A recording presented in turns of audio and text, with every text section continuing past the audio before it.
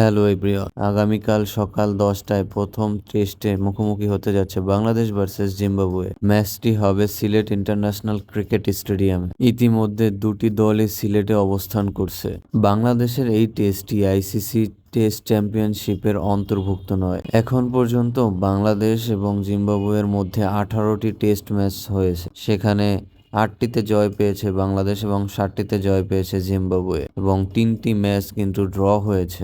বাংলাদেশ এবং জিম্বাবুয়ের এই টেস্টটি নিয়ে শঙ্কায় পড়েছে বিসিবি, এবং তারা কোনোভাবেই সম্প্রচার সত্ত্ব কিন্তু কারো কাছে বিক্রি করতে পারেনি। অবশেষে বিসিবি থেকে সিদ্ধান্ত এসেছে, বিটিভিতে সম্ভবত দেখানো হবে বাংলাদেশ এবং জিম্বাবুয়ের টেস্ট সিরিজটি। এক্ষেত্রে বলাই যায় দিন দিন কিন্তু টেস্ট ক্রিকেট থেকে আগ্রহ কমিয়ে দিচ্ছে দর্শকরা। এই সিরিজটিতে শুধুমাত্র দুটি টেস্ট খেলতেই এসেছে জিম্বাবুয়ে ক্রিকেট টিম, এবং বাংলাদেশের এই টেস্ট স্কোয়াডটা কিন্তু তারুণ্যে ভরপুর। সিনিয়র হিসাবে মুশফিকুর রহিম এবং মমিনুল হককে দেখতে পাবো।